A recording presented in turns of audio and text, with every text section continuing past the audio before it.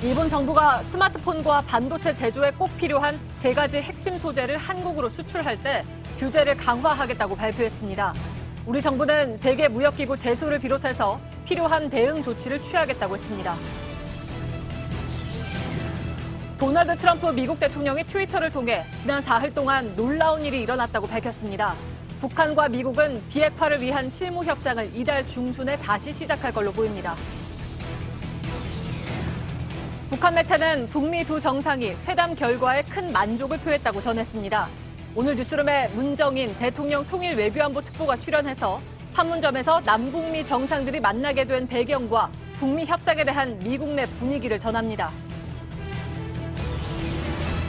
서울시가 우리 공화당의 천막을 막기 위해 광화문 광장에 1억 6천만 원을 들여 대형 화분 80개를 설치했습니다. 하지만 우리 공화당은 반드시 돌아간다며 다시 천막을 칠 대세입니다.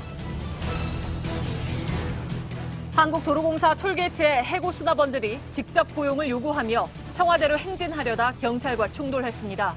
40여 명은 이틀째 톨게이트 시설물 위에서 고공 시위를 벌이고 있습니다. 서울시가 면허를 스스로 반납한 70세 이상 운전자 7,500명에게 10만 원짜리 교통카드를 지급하기로 했습니다. 장애 정도에 따라 6등급으로 나눠서 복지 서비스를 지원하는 장애 등급제가 도입 31년 만에 폐지됐습니다. 앞으로는 심한 장애와 심하지 않은 장애로만 구분해서 맞춤형 서비스를 하겠다는 건데 장애인들은 달라질 게 없다며 거리로 나섰습니다. 광안대교가 내다보이는 부산 밀락수변공원입니다. 최근 들어 부산에서 젊은 층에게 가장 각광받는 장소라고 하는데 다음 주부터는 여기에 있는 불을 자정 이후엔 모두 꺼버린다고 합니다. 넘쳐나는 쓰레기 때문이라고 하는데요. 본격적인 피서철을 앞두고 비상이 걸린 바닷가들의 실태를 잠시 후 밀착 카메라에서 전해드립니다.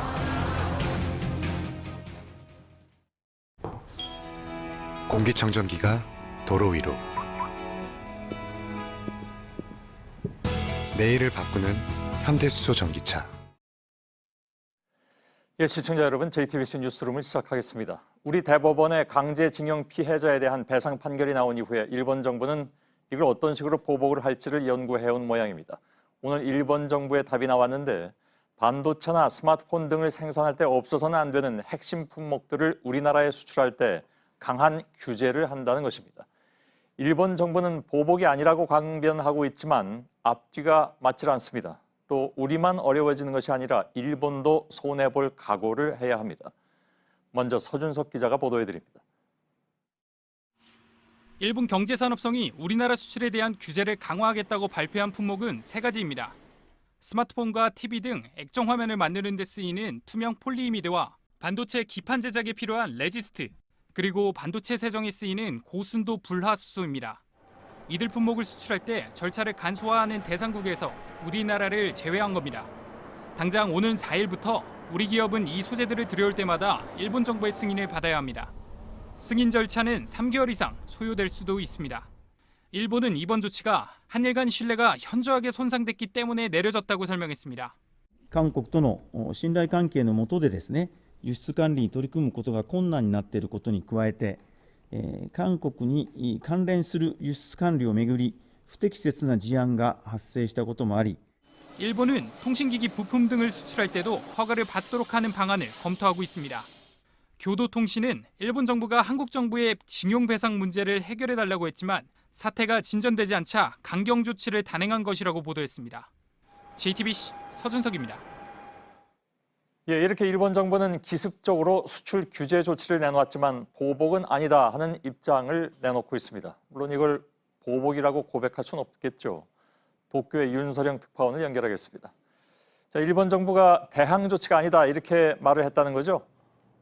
네, 오늘 오전 정부 부대변인격인 관방부 장관이 오늘 취한 수출 규제가 한국에 대한 대항 조치가 아니라고 말했습니다. 직접 들어보겠습니다. 예. 今回の見直しは、適切な輸出管理制度の運用を目的としたもので、あります。対抗措置ではありません。 네, 쉽게 말해서 이 보복이 아니라는 주장입니다. 그러면서 이번 조치가 WTO 룰에 따른 것이며 자유무역에 역행하는 것도 아니라고 주장을 했습니다. 국제적인 비난 여론을 감안해서 보복이 아니라는 주장을 펴고 있는 것으로 보여집니다. 예, 그렇지만 우리 대법원의 강제징용 배상 판결에 대한 보복 조치다 하는 것은 누구나 생각해 볼 수 있는 그런 상황인데 실제로 그렇게 볼 만한 정황들도 있지 않습니까? 그렇습니다. 오늘 경제산업성이 내놓은 자료를 보면 한일 간의 신뢰 관계가 현저히 손상됐고 수출 관리를 둘러싼 부적절한 사안이 발생해 이 같은 조치를 취한다고 밝혔습니다. 사실상 강제징용 배상 판결 때문이라는 점을 밝힌 겁니다.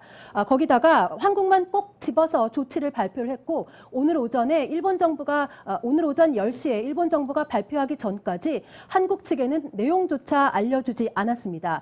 명백히 한국을 겨냥한 경제 보복 조치라고 볼 수밖에 없습니다. 예, 알겠습니다. 도쿄의 윤서령 특파원과 이 문제를 잠시 좀 짚어봤습니다.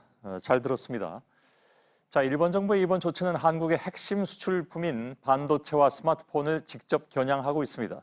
경제 보복의 상징성은 물론이고 효과도 높이겠다는 심산이겠죠. 근데 말씀드린 대로 일본도 손해보는 일이 될 것이고 우리로선 따져보면 당장 큰 피해가 있는 것은 물론 아닙니다. 물론 장기적으로 됐을 때는 이게 좀 걱정할 만한 상황이긴 합니다. 경제산업부 박영호 기자와 조금 더 짚어보도록 하죠.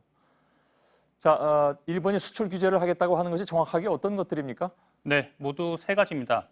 포토 레지스트와 불화수소, 또 투명 폴리 이미드인데요. 예. 이 산업 소재다 보니까 이름이 좀 어렵습니다. 쉽게 말하면은 모두 반도체와 스마트폰 화면을 만들 때 꼭 필요한 물질이라고 보면 될 것 같고요. 예. 또 일본 시장이 세계 시장에서 공급의 90% 이상을 차지하고 있는 사실상 독점 제품입니다. 예. 구체적으로 어디에 쓰이는 것들입니까 이게? 네, 한번 화면을 보면서 설명을 해드리겠습니다. 예. 우선 포토 레지스트인데요. 반도체 회로를 새길 때 필요한 코팅액으로 보면 될 것 같고요. 두 번째는 흔히 불산이라고 불리는 불화수소입니다. 이 반도체 웨이퍼의 불순물을 없애는데 주로 씁니다. 마지막은 투명 폴리이미드라는 물질인데요. 이 접히거나 휘는 디스플레이를 만드는 데 사용을 하는데 이번에 그 삼성전자가 내놓은 갤럭시 폴드를 만들려면은 꼭 필요한 물질입니다. 그렇겠군요. 삼성전자나 SK하이닉스 같은 업체들이 좀 영향권에 들어가 있을 것 같습니다. 어느 정도 파장이 예상이 됩니까? 네, 당장 타격을 받는 건 아닙니다. 일본의 조치는 이 수출 자체를 막겠다는 것보다는 이 번거롭게 하겠다는 의도로 풀립니다. 예. 이 재고가 한두 달치는 남아있는 데다가 요즘 반도체도 잘 안 팔려서 공급이 부족하거나 하지는 않을 것이란 전망이고요. 이 문제는 사실상 금수 조치로 가면서 이 사태가 장기화하는 경우인데 세 가지 소재 모두 일본의 세계 시장 점유율이 90% 이상이다 보니까 일본산을 대체할 제품을 확보하기가 아직은 쉽지만은 않은 만큼 이 장기화할 경우 공장을 돌리기 어려워지는 최악의 시나리오도 배제할 수는 없습니다. 예. 근데 우리 정부도 일단 WTO 제소 방침을 밝히긴 했으나 이게 원래 이제 몇 년이 걸리잖아요.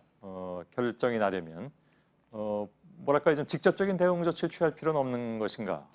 네, 앞으로 좀 일본이 어떻게 하느냐 여기에 좀 달려 있는 것 같습니다. 예. 우리 업계는 이 당국이나 사실 일본의 경제 보복을 언급할 때부터 이런 조치가 있을 수 있다고 예상은 해왔습니다. 예. 하지만 극단적인 금수 조치로까지 갈 가능성은 아직 높지 않다고 보고 있는데요. 그럴 경우에는 우리 기업뿐 아니라 일본 기업들 역시 상당한 피해를 각오해야 하기 때문입니다. 이 전 세계 메모리 반도체 생산 시장에서 우리나라가 차지하는 비중은 53%로 절반이 넘습니다. 예. 바꿔 말하면 일본 소재 기업들에게 한국은 가장 큰 고객인 셈이죠. 이 때문에 우선 국제법 원칙에 어긋나는 점부터 분명히 하고 구체적인 대응 수위는 일본이 실제 행동을 어떻게 하느냐에 따라서 조절할 것으로 보입니다. 예, 알겠습니다. 박영호 기자와 알아봤습니다. 수고했습니다. 자, 우리 정부는 일본의 조치를 강도 높게 비판하면서 세계무역기구에 제소하겠다는 방침을 밝혔습니다. 성윤모 산업통상자원부 장관은 오늘 공식 브리핑에서 일본의 수출 제한은 경제 보복이며 상식에 반하는 조치라면서 이렇게 말했습니다. 외교부도 나가미네 야스마사 주한 일본 대사를 청사로 불러서 수출 규제를 철회하라고 요구했습니다. 다음 소식입니다. 남북미 세 정상이 판문점에서 만난 지 하루가 지났습니다. 이제 중요한 것은 앞으로 북미 협상 과정이겠죠. 실무 협상을 재개하기로 한 가운데 나오는 북한과 미국의 첫 반응에 관심이 가는 이유입니다. 이한길, 김소현 기자가 차례로 전해드리겠습니다. 판문점 회동을 마친 도널드 트럼프 미국 대통령이 우리 시각으로 오늘 오전 미국에 도착했습니다. 백악관으로 돌아온 직후에는 트위터에 지난 사흘간 너무 많은 놀라운 일이 일어났다고 썼습니다. CNN 등 미국 언론들 역시 두 정상의 만남을 역사적인 순간이라며 대대적으로 보도했습니다. The first time that a US president has met a North Korean leader at the DMZ. 마이크 폼페이오 미 국무장관은 실무 협상이 곧 시작될 거라고 말했습니다. Probably next 2 or 3 weeks, probably around the middle of the month, would be my guess, at a place yet to be determined. 협상팀은 자신과 스티븐 비건 대북 특별대표가 계속 맡게 될 거라고도 했습니다. 1, 2차 북미 정상회담을 주도했던 북한 통일전선부 대신 외무성이 협상에 나설 것으로 보입니다. We'll have the foreign ministry as our counterpart. I don't know exactly who from the foreign ministry, but it's likely to be one of a couple people. JTBC 이한길입니다. 노동신문은 판문점 회동 과정을 설명하며 모두 35장의 사진을 소개했습니다. 트럼프 대통령이 군사분계선을 넘는 장면과 함께 남북미 정상들이 분단의 선을 자유롭게 넘나든 건 화해와 평화의 새 역사가 시작된 거라고 평가했습니다. 북한은 김정은 국무위원장이 문재인 대통령과 악수를 하는 장면도 함께 전했습니다. 비핵화와 북미 관계 정상화의 새 돌파구를 열기 위한 생산적 대화를 재개하기로 했다. 두 정상이 회담 결과에 큰 만족을 표시했다. 북한이 밝힌 회담 결과입니다. 북미 대화가 다시 본격적으로 시작됐음을 주민들에게 알린 겁니다. 회담엔 이용호 북한 외무상과 폼페이오 미 국무장관이 배석했습니다. 하노이 2차 회담까지는 김영철 부위원장이 있었던 자리죠. We have Steve is going to do a fantastic job. He's going to be representing us in the talks. 북한의 실무협상 대표는 누가 될까요? 최선희 외무성 제1부상 옆에 있는 이남성. 정부는 최근 새로 임명된 장근철 통일전선 부장의 가능성이 높다고 봅니다. 비건미 대북정책특별대표와 대화를 나누는 이 사람은 권정근 외무성 미국 담당 국장으로 추정됩니다. 북측에서 대미 협상은 외무성이 주도하게 되는 만큼 최 제1부상이나 권 국장 등이 협상팀에 포함될 걸로 보입니다. JTBC 김소현입니다. 예, 어제 남북미 세 정상의 만남은 어떤 정상회담보다도 준비 기간이 짧았죠. 그러다 보니까 현장에서 취재진과 경호 담당자들이 정신없이 뛰어다니고 소리치는 모습이 이어졌습니다. 어느 정상회담에서도 보기 어려운 장면들이 카메라에 잡혔습니다. 신진 기자입니다. 촬영 장비를 든 외신 기자들이 자유의 집을 향해 달리기를 합니다. 역사적인 장면을 카메라에 담기 위한 경쟁이 시작된 겁니다. Guys, everyone needs to back up. The shot is not here right now. The shot is going to be him walking. 군사분계선에 나란히 선 트럼프 대통령과 김정은 위원장. 북한 기자들이 시야를 가리자 외신 기자들이 날카롭게 항의합니다.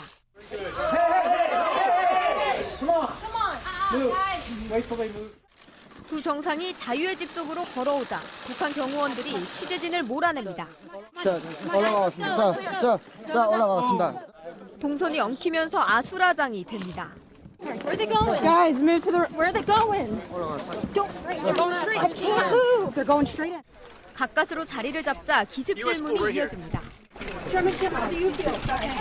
카메라 앵글이 불안하게 흔들리고 소리를 지르는 취재진도 있습니다. Hey, Trump president! 남북미 3자 회동이 시작되고 겹겹이 둘러싼 경호를 뚫기 위한 실랑이가 다시 시작됩니다. 사다리에 올라가 영상을 찍는 북한 기자와 이를 제지하던 미국 관계자가 균형을 잃고 서로 얼싸안는 듯한 장면도 포착됐습니다. 회담장인 자유의 집으로 들어가려는 취재진과 막으려는 측의 몸싸움이 이어지면서 분위기가 험악해지기도 했습니다.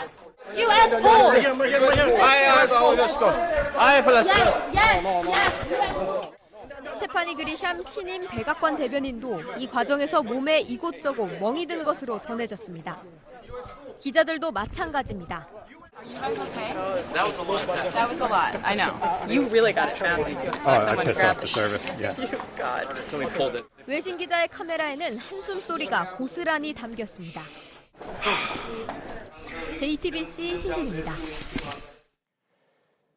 예, 어제 정상회담은 남측 지역인 자유의 집에서 열렸다는 점에서도 관심을 모았습니다. 자유의 집은 보통 회담장으로 이용되는 것은 아닌데 이번에는 미국이 요구하고 북한이 이를 수용하면서 정해진 것으로 JTBC 취재 결과 확인됐습니다.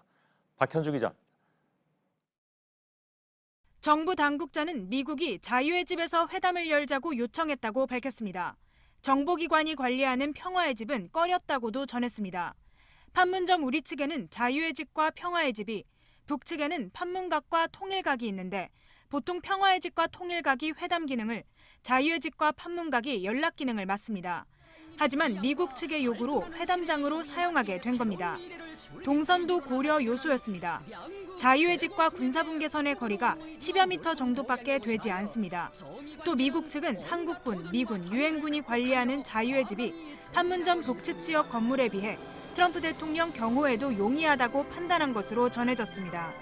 우리 정부는 북미 협의의 결과라고 강조했습니다. 자유의 집에서 개최된 그 사실은 북미 간의 어떤 협의에 의해서, 그리고 저희 정부의 그런 어떤 협조에 의해서. 미국 측의 이런 요구를 북한이 선뜻 받아들이면서 길게는 몇 달씩 끌던 회담장 선정이 만 하루 만에 이뤄졌습니다. JTBC 박현주입니다. 북한의 매체인 조선중앙텔레비전이 남북미 정상들의 판문점 만남을 담은 16분 분량의 기록 영화를 방영했습니다. 어제 우리 언론이 새 정상을 잡은 것과는 카메라 각도가 좀 다른데 그러다 보니까 새롭게 보이는 장면들도 눈에 띕니다. 김선미 기자입니다. 문재인 대통령이 자유의 집 앞에서 김정은 위원장과 트럼프 대통령을 맞이합니다. 환하게 웃으며 악수를 나눈 새 정상은 회담장으로 함께 향합니다. 북미 회담이 끝난 뒤에도 다시 만나 밝은 표정으로 이야기를 나눴습니다. 북한 매체 조선중앙TV가 회동 하루 만에 공개한 기록 영화 속 장면입니다. 16분 분량의 이 영상에는 문 대통령과 트럼프 대통령이 김 위원장을 군사 분계선까지 대응하는 모습도 자세히 담겼습니다. 우리 언론의 카메라가 기자와 경호원들에 가려 잡히지 않은 장면입니다. 악수를 한 뒤에도 문 대통령과 김 위원장은 다시 서로 안고 작별 인사를 했습니다. 영상에는 김 위원장이 회담 전 폼페이오 미국 국무장관, 이방카 백악관 보좌관, 해리스 주한 미국 대사 등과 인사하는 장면도 포함됐습니다. 트럼프 대통령이 사상 처음으로 북한 땅을 밟는 순간은 천천히 돌려 보여주기도 했습니다. 조선중앙TV는 북미 두 정상이 또 만나기로 약속을 했다고 전했습니다. 트럼프 대통령이 이번 상봉과 회담에 진정한 성의를 가지고 참가하여 조미 관계 개선 의지를 잘 보여준 데 대하여 평가하시고 새로운 상봉을 약속하시며 작별의 악수를 나누셨습니다. JTBC 김선미입니다. 이번 남북미 정상의 만남을 두고 정치권은 대부분 역사적인 사건이라고 평가했습니다. 다만 자유한국당은 약간 좀 복잡한 분위기인데 긍정적이라고 평가를 하면서도 문재인 대통령에 대해서는 역시 날을 세웠습니다. 강희연 기자입니다. 한국당은 남북미 정상의 만남을 일단 긍정적으로 평가했습니다. 교착 상태에 빠져 있는 북핵 협상을 타개할 좋은 신호라고 생각합니다. 과거 남북 정상회담 또 북미 정상회담을 위장 평화쇼라고 비난했을 때와는 딴판입니다. 당시 한국당 기대와는 달리 역풍만 있었기 때문입니다. 회담 자체는 긍정적이라고 했지만 우리 정부 역할에 대해선 강하게 비판했습니다. 특히 문재인 대통령이 회담에 참석하지 않은 걸 문제 삼았습니다. 문재인 대통령이 운전자로 시작해 중재자를 자처하더니 이제는 개그로 전락한 것 아닌가 싶습니다. 민주당은 한국당은 과거 트럼프 대통령의 방한 요청 자체를 굴욕 외교라고 하지 않았냐며 물밑에서 노력한 정부를 의도적으로 비난하고 있다고 주장했습니다. JTBC 강연입니다. 오늘 뉴스룸 2부에는 문정인 대통령 통일외교안보특보가 출연합니다. 이번 판문점 회담이 있기까지의 과정이라든가 또 앞으로 과연 어떻게 진행될 것인지에 대한 의견을 듣겠습니다. 잠시나마 잠잠했던 광화문 광장에 다시 긴장감이 흐르고 있습니다. 트럼프 미 대통령이 떠나자마자 우리 공화당이 꼭 돌아간다면서 다시 천막을 칠 기세입니다. 서울시가 미리 대형 화분 80개를 세워놨는데 여기에만 1억 6천만 원의 세금이 쓰였습니다. 지금 현장에 류정화 기자가 나가 있습니다. 자, 좀 어둑어둑해지는군요. 뒤에 시민들이 많이 보이는데 대부분 우리 공화당 쪽 사람들인가요? 네, 지금 제 뒤로는 우리 공화당 당원들 400여 명이 지금 모여 있습니다. 본격적인 토론을 시작하기 전에 잠깐 지금 식사를 하고 있는 모습인데요. 방금 전까지 그 사전 토론을 하면서 광화문 천막을 다시 설치할지 또 언제 설치할지 또 토론을 했습니다. 현재까지 좀 분위기를 보면 꼭 오늘이 아니더라도 이른 시일 내에 천막을 다시 설치하자 이런 쪽으로 의견이 모이고 있습니다. 예. 이른 시일 내에 다시 설치한다 쪽으로 모인다고 했는데 지금 토론을 했다고 했잖아요. 그리고 아직 토론이 끝나지 않았다고 유정화 기자가 얘기했는데 그러면 천막을 다시 치지 말자는 의견도 꽤 나왔다는 얘기인가요? 아니면 대세가 치자는 쪽으로 나왔다는 건가요? 네, 사실 이 분위기는 조금 결의대회 같은 그런 분위기였는데요. 앞선 기자회견에서 오늘 그 천막을 설치할지 여부를 의견을 모으면서 좀 의견을 듣기는 하지만 지도부에 위임을 해서 어떻게 할지 결정을 하자 이런 식으로 논의를 지금 진행을 하고 있는 상황입니다. 예, 그러면 그 지도부는 천막을 다시 설치한다 쪽으로 생각이 강하게 잡혀 있습니까? 네, 오늘 아침부터 최고위를 하고 또 기자회견을 하면서 여러 차례 광화문으로 언제든지 돌아올 수 있다 이런 말들을 반복하기도 했는데요. 예. 오늘이든 뭐 이런 시일 내든 네, 다시 돌아오겠다는 그 방침은 분명히 하고 있습니다. 예, 알겠습니다. 뭐 며칠 후라고 하니까 좀 지켜보도록 할 텐데 서울시 입장에서는 좀 고민스러웠는지 대형 화분 80개를 갖다 놨다고 들었습니다. 어느 정도 화분인지도 궁금하고 그 화분들로 천막 치는 걸 과연 막을 수 있는지 그것도 좀 궁금하고요. 어떻게 봅니까? 현장에 나가보니까 상황이 어떤가요? 네, 지금 제 바로 옆에 보시면 이렇게 큰 나무를 심어놓은 대형 화분이 이렇게 줄을 지어 서 있습니다. 화분을 이렇게 밀기도 어려워서 이렇게 어른 서너 명이 지금 움직여야 하는 그런 상황인데요. 화분 이렇게 보시면 서울시 소유 재산이기 때문에 무단으로 이동하거나 훼손할 경우 형사처분을 받을 수 있다고 써 있습니다. 천막을 설치하려면 먼저 이 화분을 이렇게 철거를 해야 할 것으로 보입니다. 예. 그러면 그 화분을 억지로 만일에 옮기거나 철거한다 하면 경찰은 그걸 막습니까? 왜냐하면 지난번에 경찰이 별로 한 일이 없다고 해서 좀 비난이 있었단 말이죠.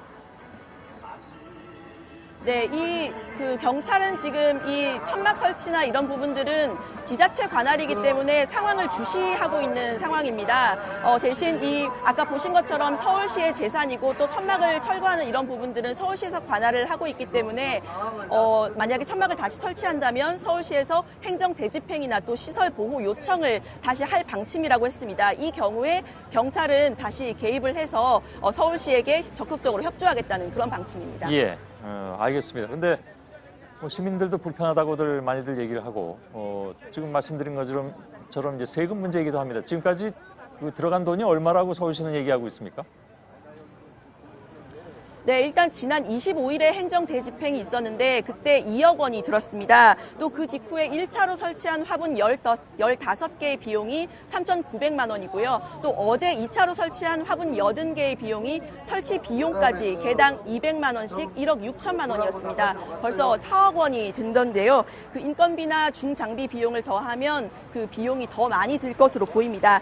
서울시는 또 여기에다가 대형 화분을 추가로 빽빽하게 설치한다는 방침이어서 천막을 둘러싼 갈등이 더 깊어질수록 시민들의 불편뿐 아니라 행정 비용도 더 늘어날 것으로 보입니다. 예, 알겠습니다.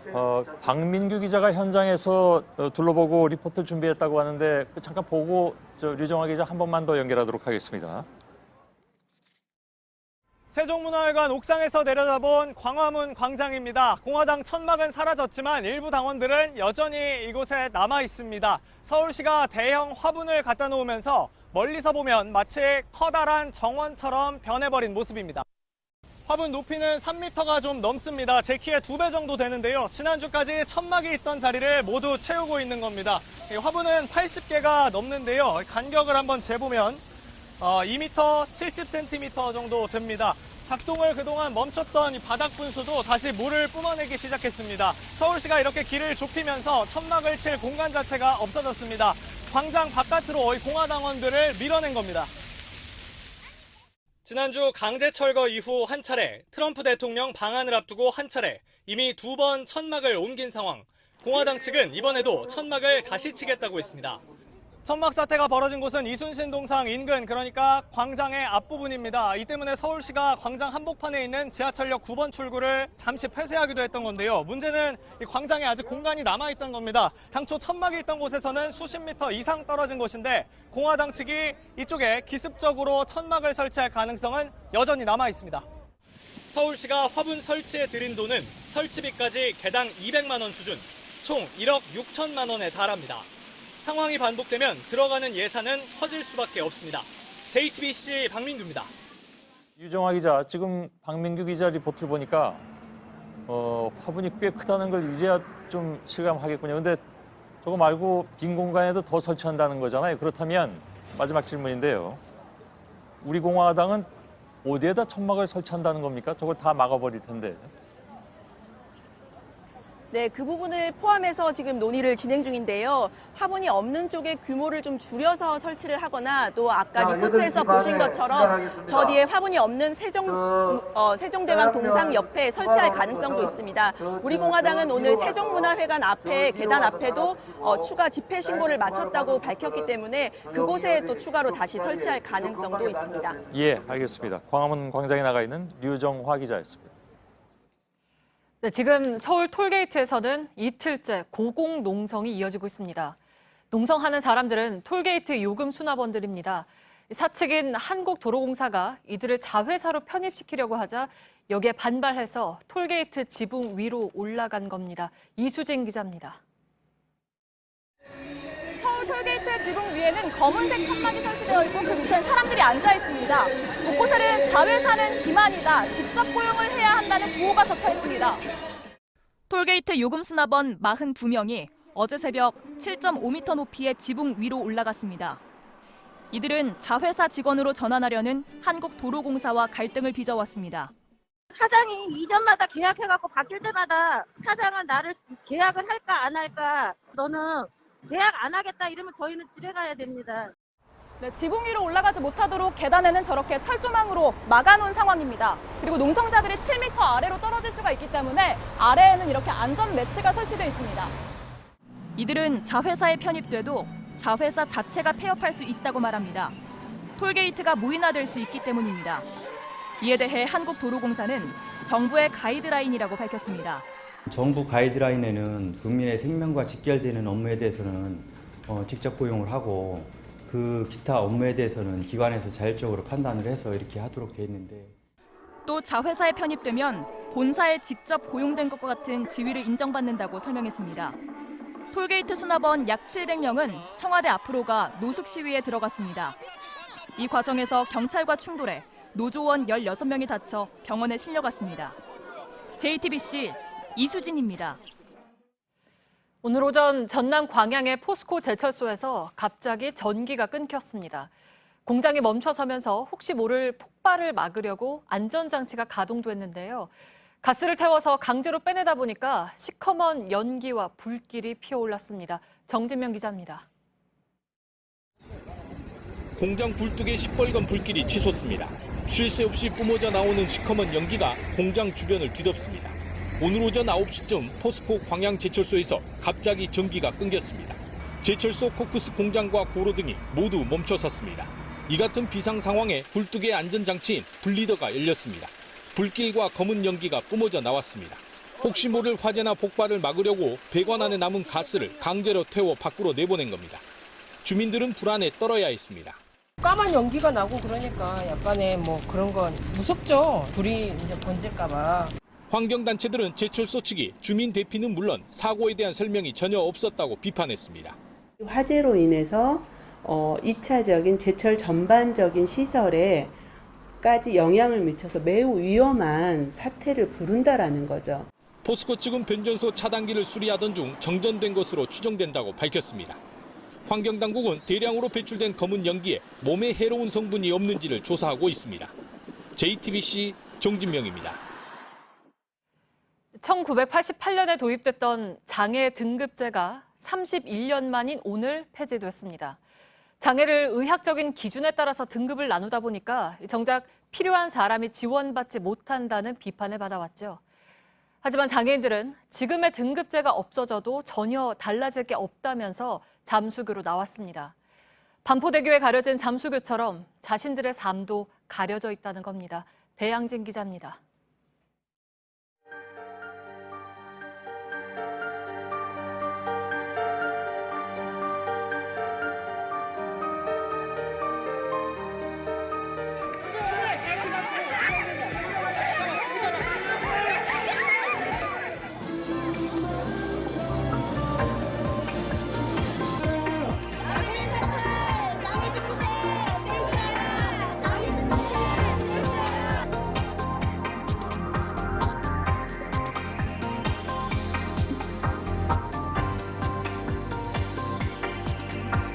주저피가 나한테 안 맞아요.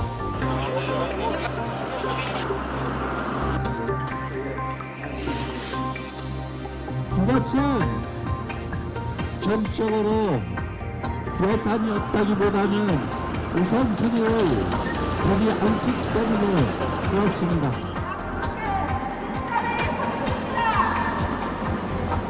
반포대교에 가려져 있을 때 지금까지 장애인의 삶이 장애인 거주시설이나 그리고 예산 확보 측면에서 가려져 있어서 네, 지난 5년 동안 우리나라 교통사고 건수는 계속 줄고 있습니다. 하지만 65세 이상 고령 운전자들의 사고는 그 반대입니다. 특히 이 가운데는 역주행 같은 위험천만한 사고가 적지 않습니다. 이렇다 보니까 각 지자체들은 어르신들이 면허를 반납하도록 하는데 열을 올리고 있습니다. 부산에 이어 서울시도 면허를 반납하는 70세 이상 운전자들에게 10만 원 상당의 교통카드를 지급하기로 했습니다. 그 대상도 원래 1,000명에서 7,500명으로 크게 늘렸습니다. 강신우 기자입니다. 고속도로 휴게소에서 나온 차량이 반대 방향으로 내달립니다. 시속 7, 80km의 빠른 속도로 20km 넘게 거꾸로 달렸습니다. 진행 방향을 착각한 건데 이 운전자는 88살의 고령이었습니다. 또 다른 77살 운전자가 몰 차량도 고속도로에서 거꾸로 달립니다. 역시 휴게소에 들렸다 입구를 출구로 착각한 겁니다. 두 사고 모두 다행히 인명피해는 없었습니다. 하지만 고령 운전자 사고는 큰 사고로 이어지는 경우가 많습니다. 시력과 청력이 떨어진 데다 반응 속도까지 느리기 때문입니다. 지난해 65세 이상 고령자가 사고를 낸 경우는 전체의 14%였습니다. 그런데 사망자 수는 22%로 인명피해는 더 컸습니다. 지난 5년간 전체 교통사고는 줄었지만 고령 운전자 사고는 대래 늘었습니다. 고령 운전자도 늘고 있습니다. 3년 전 249만 명에서 지난해 300만을 넘어서 전체의 9.5%에 이르고 있습니다. 이 때문에 여러 지자체들이 고령자들의 면허 반납을 적극 유도하고 있습니다. 부산시는 지난해부터 10만 원 교통카드를 지급하고 있고 경기도도 10만 원 상당의 지역 화폐를 주고 있습니다. 하지만 지원 규모가 턱없이 부족합니다. 7,500명에게 교통카드를 주기로 한 서울시만 해도 65세 이상 운전자가 53만 명에 이릅니다. 불과 1.4%만 혜택을 보는 셈이어서 반납 효과가 적을 거란 우려가 나오고 있습니다. JTBC 강신호입니다. 윤석열 검찰총장 후보의 인사청문회가 일주일 뒤에 열립니다. 기수를 파괴한 지명으로 검찰 개혁을 이끌 것이란 평가와 함께 선배와 동기 검사장들이 줄줄이 검찰을 떠날 것이란 예측이 나왔었죠. 그런데 지금은 검사장들의 사퇴 움직임이 없어서 오히려 고민이라고 합니다. 신아람 기자입니다. 지난달 윤석열 검찰총장 후보자의 지명 직후 검찰 안팎의 관심사는 검사장급 인사였습니다. 30명에 달하는 선배와 동기들이 줄줄이 나갈 것이란 관측 때문입니다. 최근 10년 내 가장 큰 폭으로 검사장 승진자가 많을 거란 말도 나왔습니다. 사법연수원 26기와 27기 검사 60여 명에게서 새로 검증 동의서를 받으며 기대는 더 커졌습니다. 하지만 현실은 달랐습니다. 현재까지 사표를 낸 건 3명에 불과합니다. 검사장 대부분은 꿈쩍도 하고 있지 않습니다. 윤 후보자가 선배와 동기들에게 나가지 말아달라고 했지만 인사판을 짜기 어려울 정도로 사퇴 인원이 적은 겁니다. 특히 청문회가 끝나면 본격적으로 장관과 검찰총장의 인사 줄다리기가 시작됩니다. 현재로선 검사장 승진자도 확정하기 어려운 상황입니다. 다만 윤 후보자의 선배 검사장들은 일단 청문회를 지켜보겠다는 입장이어서 오는 8일 청문회 이후엔 상황이 바뀔 수도 있습니다. JTBC 신아람입니다. 한편 정부는 오늘 서울경찰청장에 이용표 전 부산경찰청장을 그리고 부산경찰청장에는 김창룡 경남경찰청장을 내정했습니다. 대만 카스테라 가게가 망해갖고 빚을 졌어요. 영화 기생충에 나오는 대사죠. 그 많던 골목의 카스텔라 집은 이제는 찾기가 어렵습니다. 카스텔라뿐은 아니죠. 어디 하나 잘 된다 하면 우후죽순 베끼기식 프랜차이즈가 생겨납니다. 그렇게 반짝 떴다가 금방 사라지곤 합니다. 여기에 혹한 자영업자들의 운명도 골목에서 피고지기를 반복하고 있습니다. 성화선 이현 기자가 전해드립니다. 부산에 살던 김용길 씨는 전남에서 농사를 짓고 있습니다. 2년 전만 해도 김 씨는 대형 쇼핑몰에 있는 대만식 카스텔라 가게 사장이었습니다. 첫 빵이 나올 때부터 이제 줄을 계속 섰죠. 하지만 차린 지 보름도 안 돼 대만식 카스텔라에 식용유가 많이 들어간다는 보도가 나왔습니다. 1억 1천만 원을 투자해가지고 9천만 원 정도 지금 아직 빚으로 남아 있습니다. 한창 유행이었던 2017년엔 대만식 카스텔라 프랜차이즈 브랜드가 17개, 지금은 하나도 남아있지 않습니다. 서울의 한 대학교 앞입니다. 걸어서 3분, 약 150m 골목을 따라 직접 걸어가 봤습니다. 최근 유행하는 마라탕 가게가 4곳이나 여기저기 있습니다. 또 다른 대학교 앞엔 흑당을 넣은 버블티 매장들이 곳곳에 있습니다. 네, 많이 봤는데 막 일반 커피 프랜차이즈에서도 많이 팔더라고요. 이렇게 새로운 메뉴로 확 쏠렸다가 거품이 꺼지는 현상은 반복됩니다. 2011년 맥주집 프랜차이즈, 2013년 벌집 아이스크림, 이후 추로스, 카스텔라, 핫도그 매장도 마찬가지입니다. 이런 신메뉴 매장은 기존의 치킨이나 빵집 프랜차이즈보다 투자비도 적고 교육기간도 짧아 쉽게 차릴 수 있습니다. 하지만 순식간에 매장이 늘어난 만큼 유행도 빨리 사라질 수 있습니다. JTBC 성화선입니다. 김지수 씨는 2년 전만 해도 이 자리에서 무한리필 떡볶이 가게를 했습니다. 유행을 탈까 걱정하는 김 씨에게 프랜차이즈 본부는 걱정 말라고 장담했습니다. 이게 과연 올해는 갈까? 5, 6년 이상은 갈 아이템인 거고 계속 이제 새로운 아이템을 준비하고 있고 메뉴 개발을 하는 중에 있기 때문에 그런 거는 걱정 하나도 안 해야 된다고. 하지만 새 메뉴는 나오지 않았습니다. 주방용품이나 음식 재료도 비쌌습니다. 저희 같은 경우는 뭐 요리도 특출나게 잘하는 것도 아니고 프랜차이즈의 전문적인 그런 힘을 좀 빌려가지고 조금 장사를 해보려고 시작을 했었던 건데 1년을 버텼지만 하루에 15,000원어치밖에 못 팔게 되자 결국 문을 닫았습니다. 별다른 기술이나 큰 자본이 없을 때 이런 프랜차이즈 가게를 여는 경우가 많습니다. 경험 많은 본사의 도움을 받기 위해서입니다. 하지만 국내 프랜차이즈 브랜드 둘 중 하나는 가게를 운영한 경험이 아예 없습니다. 누구나 정보 공개서만 등록하면 프랜차이즈 사업을 시작할 수 있기 때문입니다. 다른 나라들은 직영점을 몇 년 이상 운영해야 한다는 식으로 자격 조건을 두고 있습니다. 우리나라에서도 비슷한 법안이 발의됐지만 국회를 통과하지 못했습니다. 여당과 공정거래위원회는 직영점 한 곳을 1년 이상 운영해야 프랜차이즈 사업을 할 수 있도록 하반기에 법 개정을 추진할 예정입니다. JTBC 이현입니다. 네, 지난주 수요일이었죠. 학교 일부가 불에 탄 은명초등학교가 한 달 앞당겨서 오늘 방학을 했습니다. 그래서 혹시 아이들이 오갈 데 없지 않을까 하는 걱정도 있습니다. 학교가 대책을 내놓긴 했는데 스스로 방법을 찾는 학부모도 있습니다. 이희령 기자입니다. 검게 그을린 학교 앞에 학부모들이 모여 있습니다. 학생들이 부모님의 손을 잡고 교문을 빠져나갑니다. 이곳은 은명초등학교가 아닌 바로 옆 고등학교. 방학식은 우리 반에서 하는 게 제일 좋은 것 같아요. 다른 학교 사니까 눈치도 좀 보이는 것 같고. 7월 첫날 한 달 가까이 빨리 방학이 시작됐습니다. 안전 문제와 정밀 진단 등의 이유에서입니다. 학부모 사이에선 당황스러운 반응도 나왔습니다. 연차를 내 맘대로 쓸 수 있는 직장이 아무리 대기업이라도 맞벌이 가정이라 편하죠. 부모님하고 아이들을 맡겨야 하니까 죄송하기도 하고. 학교 측은 근처에 있는 다른 학교로 장소를 옮겨 돌봄 교실이나 방과 후 수업을 진행한다는 계획입니다. 일부 학부모는 스스로 아이들을 돌볼 방법을 찾기도 했습니다. 자신이 운영하는 태권도장에서 식비만 받고 무료로 돌봄 교실을 운영하는 겁니다. 저도 이제 여기 초등학교의 학부모이기도 하고 그래서 이제 그런 고충을 좀 이렇게 많이 공감을 하고 있는 상태라 그래서 이제 그런 부분에 대해서 도움을 드리는 게 맞는 것 같아요. 건물 수리엔 7개월에서 1년까지 걸릴 걸로 보입니다. JTBC 이희령입니다. 검찰은 지난 2년 동안 과거 억울한 옥살이를 했던 487명에게 사과하고 다시 재판해달라고 했습니다.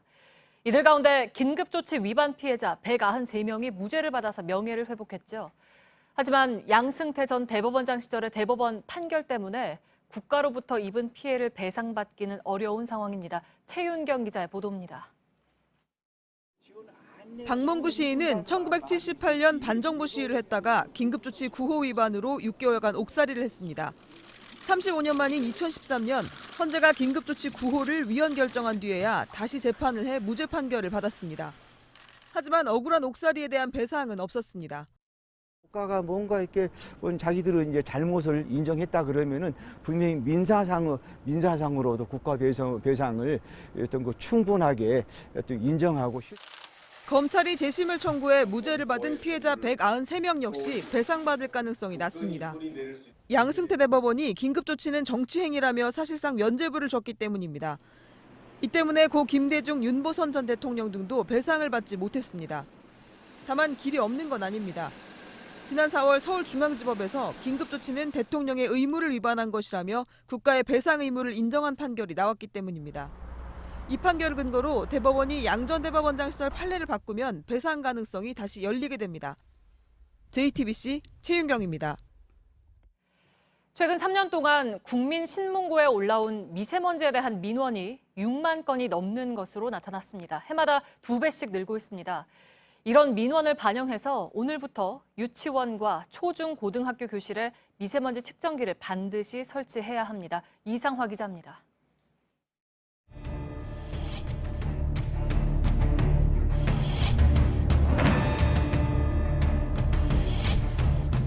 최근 3년간 미세먼지 민원은 6만 건을 넘습니다. 해마다 2배씩 늘어날 정도로 관심이 많습니다. 사상 초유 초미세먼지 농도를 기록했던 올해 1, 2월엔 2달 동안에만 5,700건의 민원이 제기됐습니다. 민원 일부는 이제 곧바로 정책에 반영됩니다. 대상은 전국 유치원과 초중고 교실입니다. 이곳엔 공기 정화 설비와 미세먼지 측정기를 반드시 설치해야 합니다. 학교에서 쓰는 공기청정기는 필터 교체, 전기 요금 등을 지원할 수 있게 매뉴얼을 만들기로 했습니다. 지금까지는 유지 관리비가 없어 설치만 되고 쓰지 못하는 경우도 있었습니다. 미세먼지 농도가 높을 때 공공근로자에겐 마스크를 주고 근무 시간을 줄입니다. JTBC 이상화입니다. 군당국이 20여 마리의 새떼를 정체불명 항적으로 오인해서 전투기 여러 대를 띄우는 소동이 벌어졌습니다. 합동참모본부는 오늘 오후 군사분계선을 넘어 남쪽으로 내려오는 미상 항적이 포착됐다고 발표했습니다. 이후 군은 전투기를 출동시켰고 레이더에 잡힌 이 항적이 새떼 20여 마리라는 걸 확인했습니다.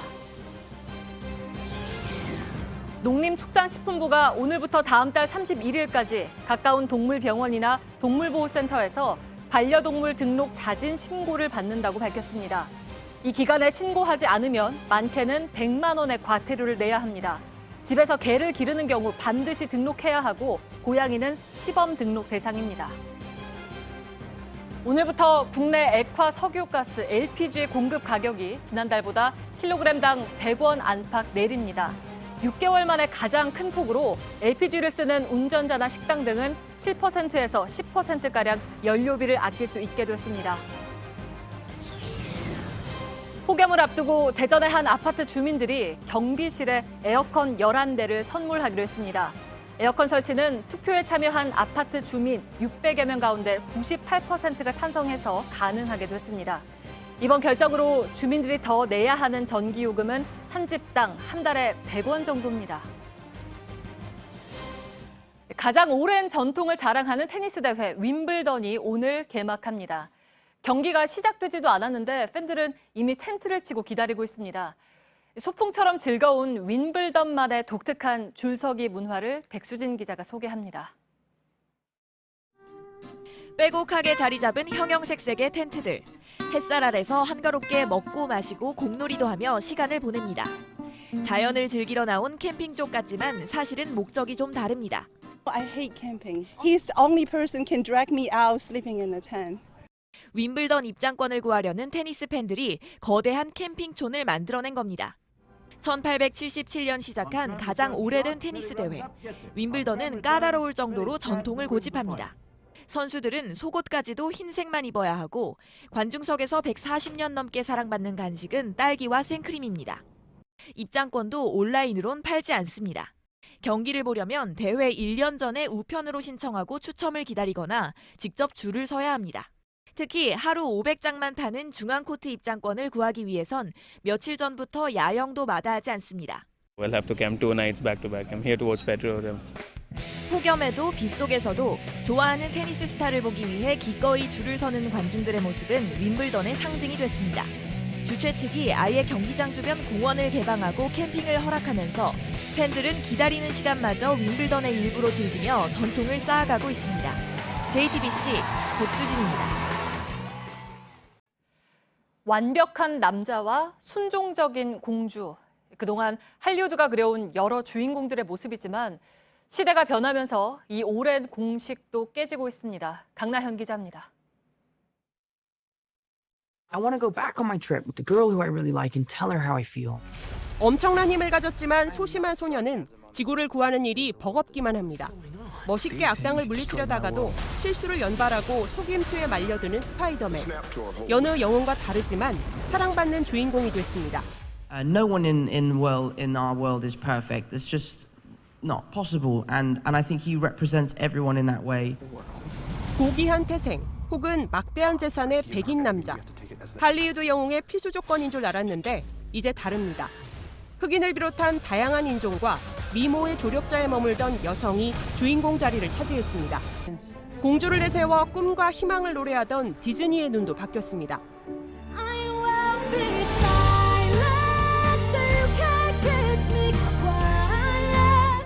27년 전 애니메이션 속에서 순종하던 공주는 화초처럼 산라는 세상의 요구를 거부하고 주인을 즐겁게 하는 일이 전부인 줄 알았던 장난감은 드레스를 벗어던지고 스스로의 삶을 택합니다.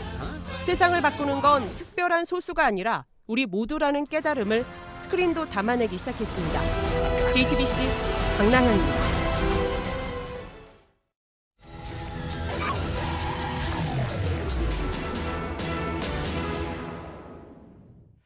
네, 이번 주부터 전국 대부분의 해수욕장이 문을 엽니다. 많은 분들이 신나는 마음으로 가시겠지만 오늘 밀착 카메라는 해수욕장의 좀 다른 면들을 담아왔습니다.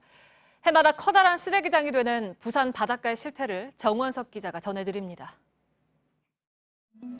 지난 금요일 부산 해운대 해수욕장. 아직 해수욕장 개장 전이지만 주말을 맞아 나들이객들이 바닷가를 거닙니다. 저녁 무렵 거리엔 버스킹 공연이 시작됩니다. 해운대는 사전에 신청을 한 경우에 한해 지정된 장소에서 밤 10시까지만 공연할 수 있습니다. 하지만 허가받지 않고 공연에 나섰다가 단속되기도 합니다.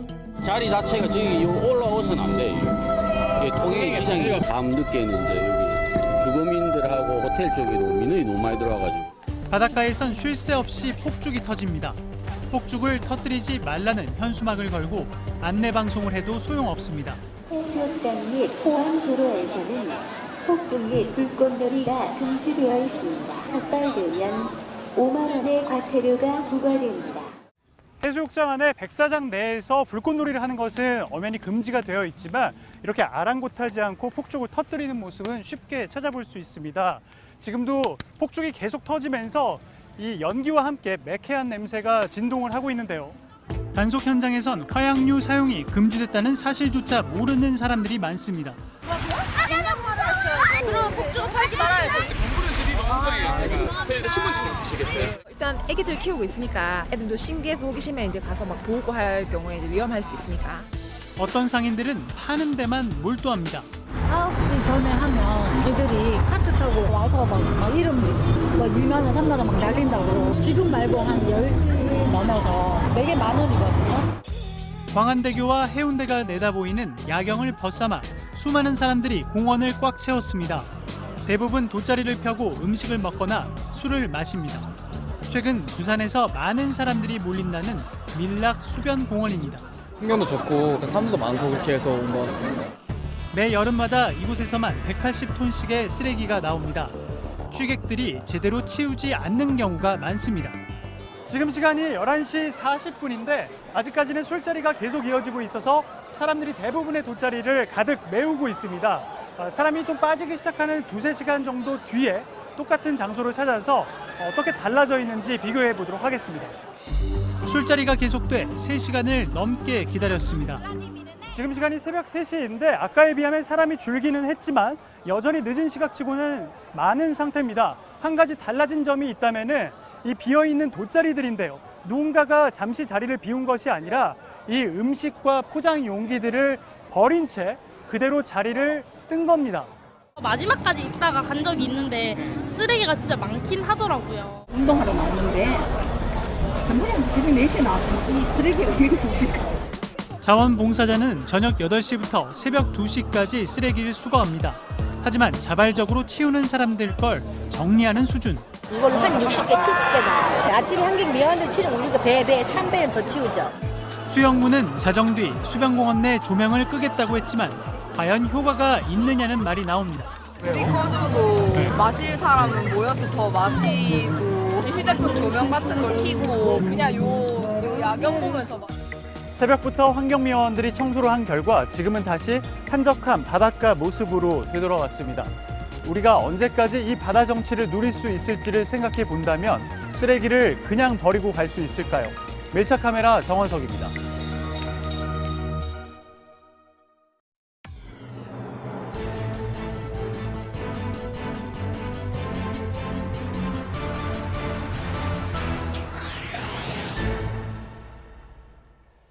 예, 뉴스룸의 앵커 브리핑을 시작하겠습니다. 넘어가고 다시 넘어오고 그리고 다시 넘어가고 똑같은 장면이 똑같은 장소에서 다시 이루어지는 순간을 바라보면서 저 적당한 높이와 너비의 경계선은 이제는 되레 넘기 위해서 존재하는 것은 아닐까 하는 부질없는 생각까지 하게 됐던 어제였습니다. 그런 생각이란 것도 사실 1년이 조금 넘은 짧은 시간 동안에 그 경계선을 둘러싼 변화가 가져다 준 것이겠죠. 분단의 경계선을 넘어서는 모습은 그렇게 비현실적인 느낌을 주기도 했지만 사실 각자의 머릿속은 매우 현실적인 복잡한 셈법으로 가득하다는 것을 모르는 바도 아닙니다.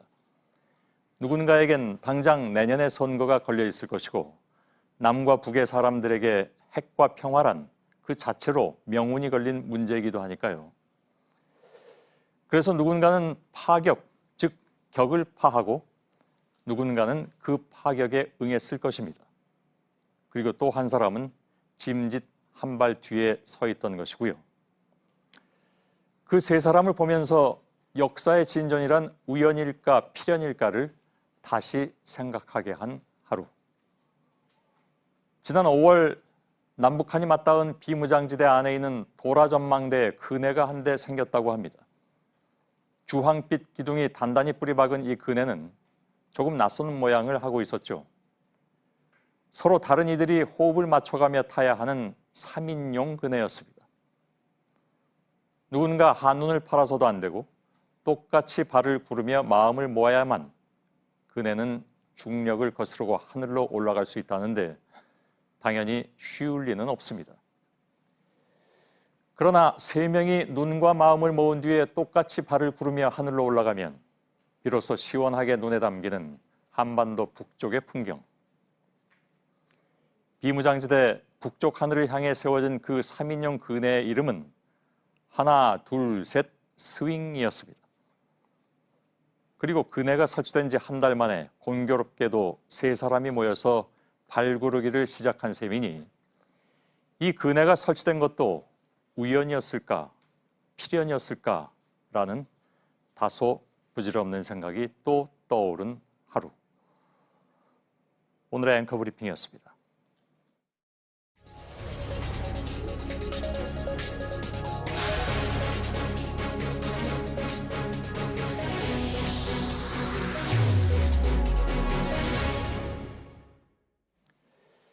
예, 어제 북미 정상회담 이후에 저희 JTBC는 미국 내 전문가 8명에게 이 상황을 어떻게 보는지를 물어봤습니다. 워싱턴 연결해서 직접 들어보죠. 임종주 특파원이 나와 있습니다. 자, 미국 내 전문가들이 유연한 접근에 주목하고 있다. 이런 반응이 있다고 했는데 구체적으로 어떤 내용인가요? 네, JTBC가 이곳 전문가 8명의 의견을 들어봤는데요. 대체로 트럼프 대통령이 회담 직후에 언급한 이 발언에 주목했습니다. 먼저 들어보겠습니다. 예. Sanctions remain, yes. But at some point during the negotiation, things can happen. 이 발언은 예. 트럼프 대통령이 그동안 비핵화할 때까지 제재 완화는 없다고 말해온 것과 비교하면 표현이 다소 유연해졌다는 겁니다. 그러니까 미국의 전략, 그러니까 대북 접근 방식에 변화가 있다. 이렇게 해석해도 된다는 얘기인가요? 네, 우선 수미테리 전략국제문제연구소 선임연구원은 김정은 위원장이 일부 제재 완화의 대가로 영변 외에 추가 핵시설과 같은 다른 뭔가를 협상 테이블에 제공할 수 있다면 중간 단계의 의미도 할 수 있다는 의미라고 해석했습니다. 또 켄 가우스비 해군 분석센터 국장은 좀 더 유연한 접근을 포함한 대북 전략의 변화를 예고하는 신호일 수 있다고 말했습니다. 예. 최근 비건 미 국무부 대북 특별대표가 워싱턴에서 유연한 접근의 필요성을 언급한 바가 있는데요. 같은 맥락으로 보여집니다. 예. 그러면 전략이 변화한다면 그에 따른 결과도 뭐랄까요? 예상을 좀 해봐야 되는데 어떤 전망들을 하고 있습니까? 네, 전문가들은 대체적으로 실무 협상에 달려있다는 분석을 내놨습니다. 북미 간 격차를 줄이려는 노력이 남아있고 구체적인 결과물을 도출해낼 수 있을 때 다음 북미 정상회담도 가능할 것으로 전망했습니다. 예. 자, 강경파인 존 볼턴이 판문점에 오지 않았습니다. 알아서 빠진 거냐 아니면 그냥 빠뜨린 거냐 뭐 여러 가지 얘기가 나오는데 어떻게 보고 있습니까, 거기선? 네, 볼턴 보좌관의 트위터를 보면요. 그 시간에 몽골을 방문한 것으로 보입니다. 슈퍼매파 또 대북 강경파로 불리는 볼턴 보좌관에 대해서 북한은 그동안 인간 오작품이다, 멍청해 보인다 이렇게 비난해왔습니다. 북한의 이런 거부감을 의식해서 일부러 뺀 게 아니냐는 해석이 나오고 있습니다. 지난번 하노이 회담장에는 볼턴이 있었습니다. 예. 그럼 볼턴 대신 다른 사람이 판문점에 갔는데 그건 누굽니까? 네, 정치 전문 온라인 매체는 트럼프 대통령이 볼턴 대신에 터커 칼슨을 북한에 데리고 갔다고 전했습니다. 칼슨은 폭스뉴스 진행자입니다. 중요한 대목은 최근 대이란 보복 공격을 트럼프 대통령이 10분 전에 중단시킨 배경에 칼슨의 조언이 주요했다고 알려져 있습니다. 칼슨은 이란 공격을 주장한 볼턴을 호전적이라고 강하게 비난해왔습니다. 볼턴 입장에서는 결정적인 순간에 칼슨에게 2대0 완패를 당한 셈이 됐습니다. 트럼프 대통령은 볼턴을 두둔하는 모습을 보여왔지만 워싱턴 일각에선 이번 일을 계기로 볼턴의 거취와 연관짓는 말들이 빠르게 돌고 있습니다. 예, 알겠습니다. 워싱턴의 임종주 특파원이었습니다. 잘 들었습니다. 자, 바로 이어서 저희들이 예고해드린 대로 문정인 대통령 통일외교안보 특보와 얘기 나눠보도록 하겠습니다. 어서 오십시오, 교수님. 네, 예, 안녕하세요. 오랜만에 뵙습니다. 네. 예, 방금 임종주 특파원이 얘기한 것을 좀 이어서 가볼까요? 네, 예. 볼턴이 빠진 것은 어떻게 보십니까? 이제 그 국면이 좀 바뀌고 있다고 봐야 될까요? 실제로? 뭐 아마 한국 정부가 볼턴을 싫어해서 그런 거 아닌가 하는 느낌도 드네요. 아, 그런가요? 예, 북한도 싫어하니까요. 예, 알겠습니다. 답변이 너무 짧으셔서. 글쎄요, 그 워싱턴에서는 오늘 저 어디 나온 기사를 보니까 이방카가 너무 좀 나선다라는 비판이 워싱턴에서는 있다고 했는데 들리는 바로는 이번 회담을 성사시키는데 그 뒤에서 이방카가 한 역할이 무시할 수 없을 정도로 있다라는 얘기가 있습니다. 혹시 관련해서 들으신 얘기라든가 판단하신 바는요? 글쎄 오늘 워싱턴 포스트에도 이번 판문점 이벤트를 만드는데 이방카가 큰 역할을 했다는 이런 보도가 나왔죠. 예. 그리고 어제 이제 트럼프 대통령이 오산 그 미 공군 기지에서 그 마이크 폼페오하고 이방카 두 분을 그 연단 위에 올려놓고 이제 아주 뭐 농담도 곁들이더군요. 뭐 칭찬을 해주고 한 걸로 봐서는 이방카의 역할이 분명히 있지 않았는가 생각이 되는데 근데 그걸 떠났어요. 예.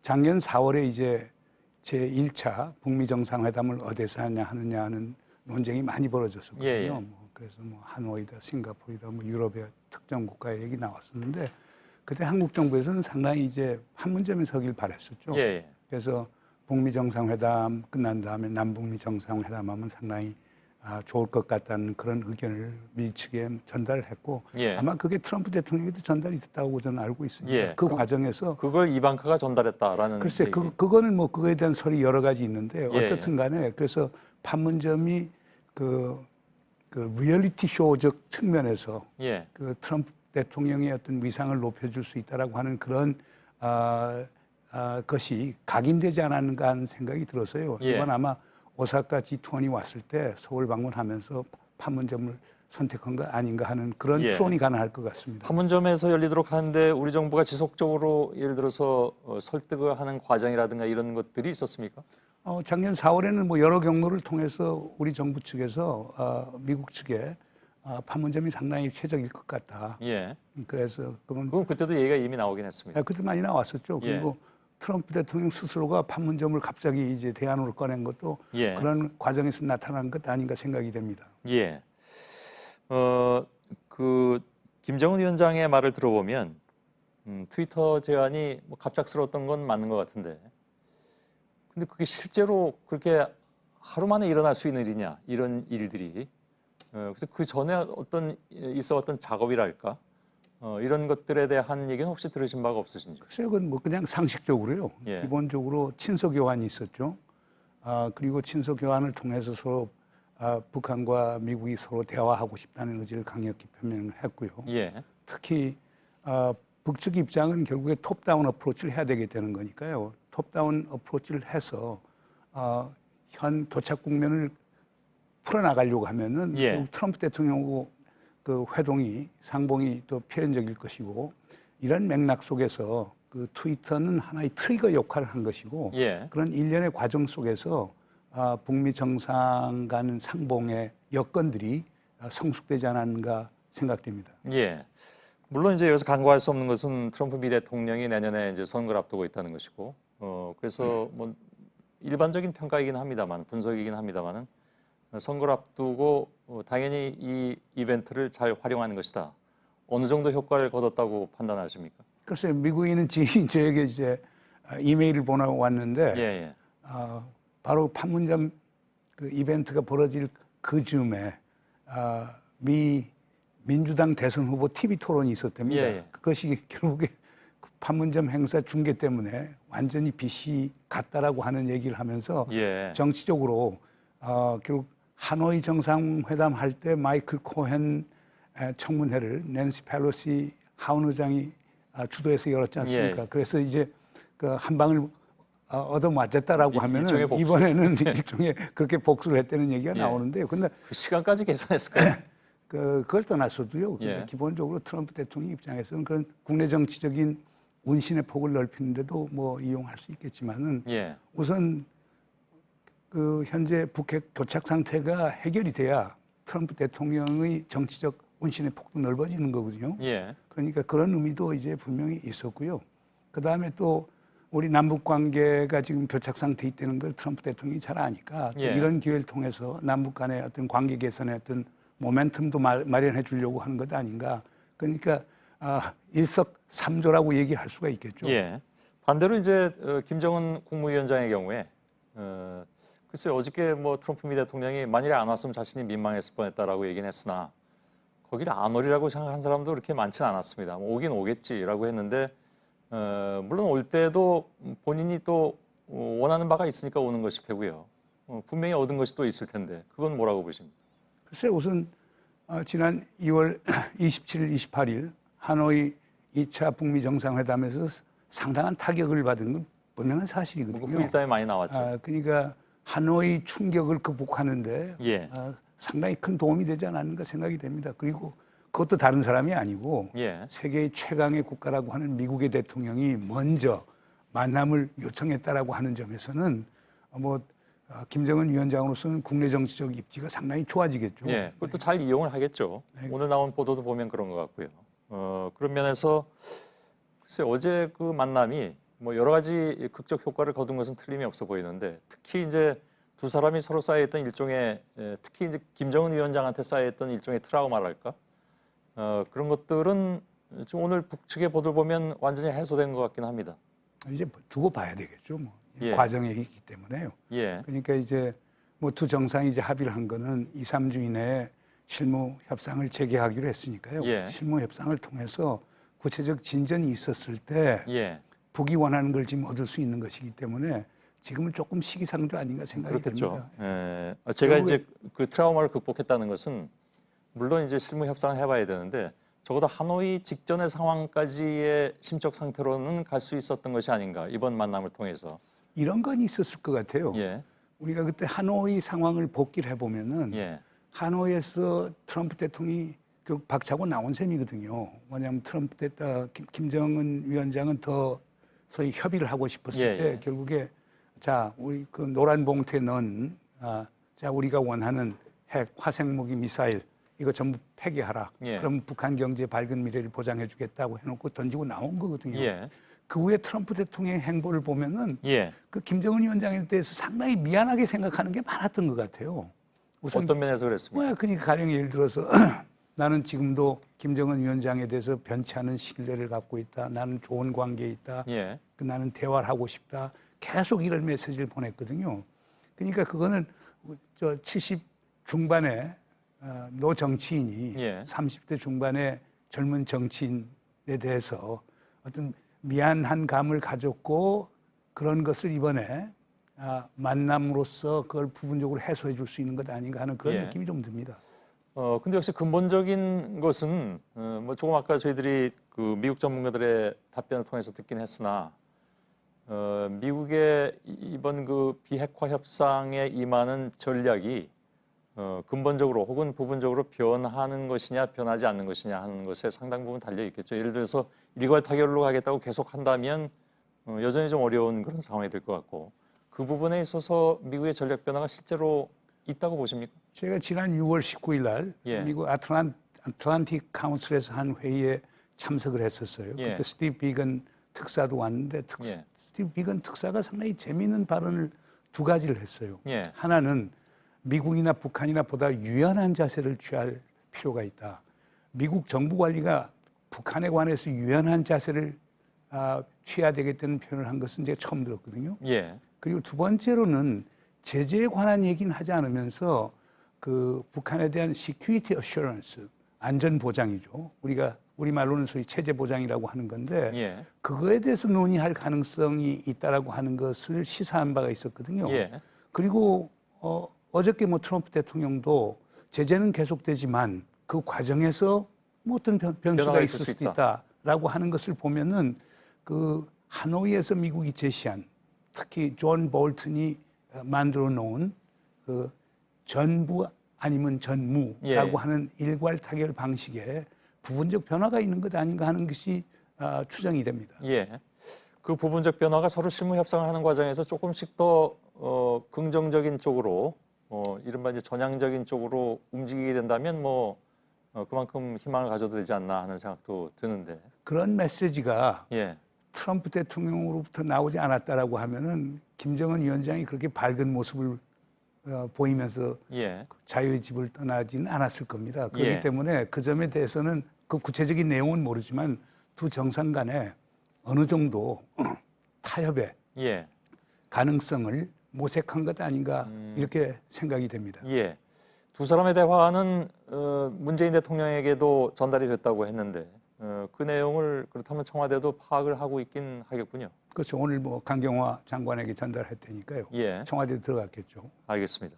근데 한 가지 좀 계속 갖는 그런 의문점이 있습니다. 이건 뭐 의심한다는 의문점은 아니고 그냥 궁금한 점인데 트럼프를 움직이게 하는 것은 역시 선거인 것 같습니다. 누가 뭐래도.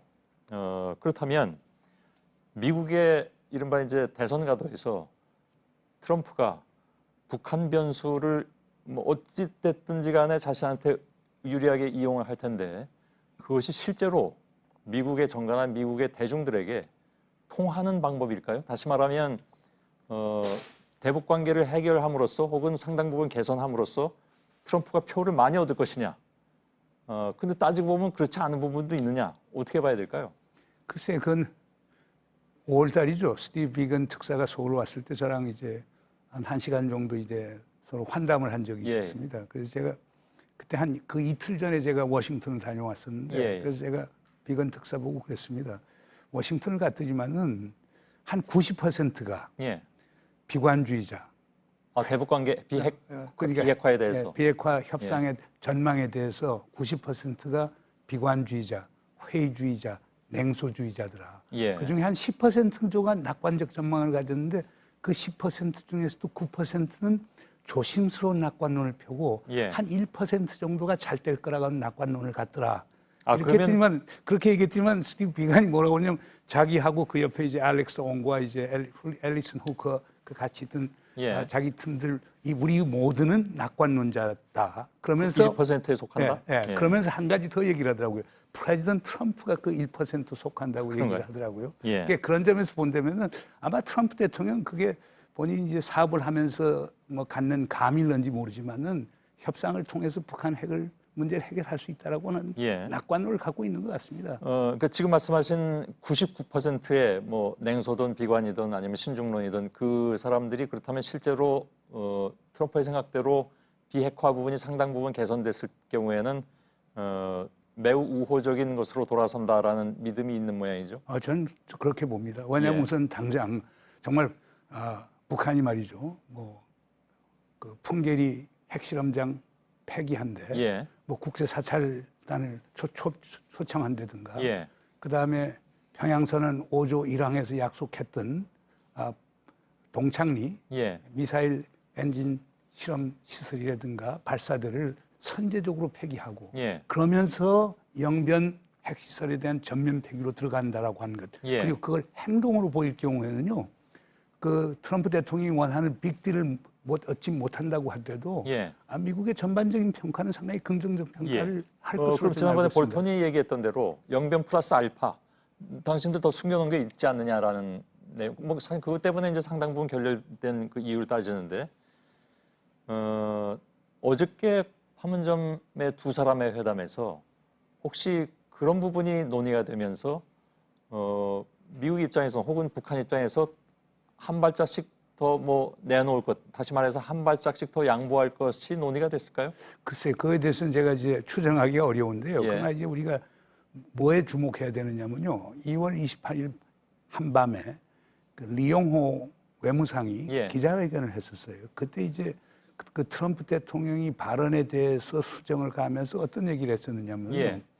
그 자기들이 제의한 영변 핵시설을 전면적이고 영구적으로 폐기하는 예.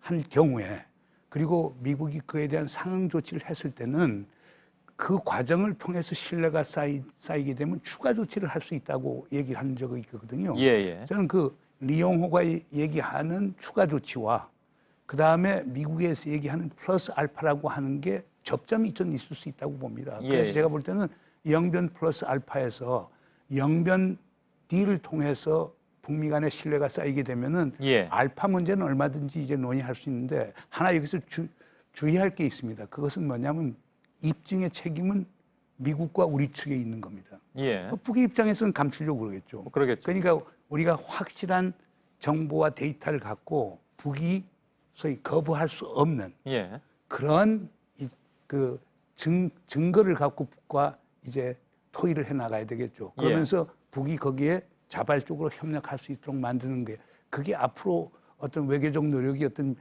중요한 부분이 아닌가 생각이 됩니다. 예. 알겠습니다. 마칠 텐데요. 네. 짤막하게 한 가지만. 그래서 이제 4차 회담이라고 불러야 되는데 앞으로 열릴 회담은 언제쯤 가능할 것 같으로 예상을 하십니까? 글쎄 예단하기엔 쉽지는 않을 것 같은데요. 예. 그러니까 그러실 것 같습니다. 예. 왜냐하면 실무 협상을 통해서 구체적인 진전이 있었을 때 예. 그리고 다음 정상회담이라고 하는 것은요. 북미 간의 합의를 보고 타결하고 예. 이제 구체적 행동으로 들어가는 단계이기 때문에 예. 그 4차 북미 정상회담을 예단하기는 상당히 그렇겠죠? 어렵다고 예. 생각합니다. 이제 다시 결렬되는 정상회담은 있을 수가 없는 상황이기 때문에. 저는 그건 아니라고 보고요. 예. 이번에 하나 좋은 점은 그래도 톱다운이 작동을 한다. 예. 두 정상이 만나니까 지금까지 교착 상태를 극복할 수 있기 때문에 그건 상당히 희망적 대목이라고 봅니다. 예, 알겠습니다. 오늘 여기까지 말씀 듣겠습니다. 네. 말씀 잘 들었습니다. 예. 문정인 특보였습니다.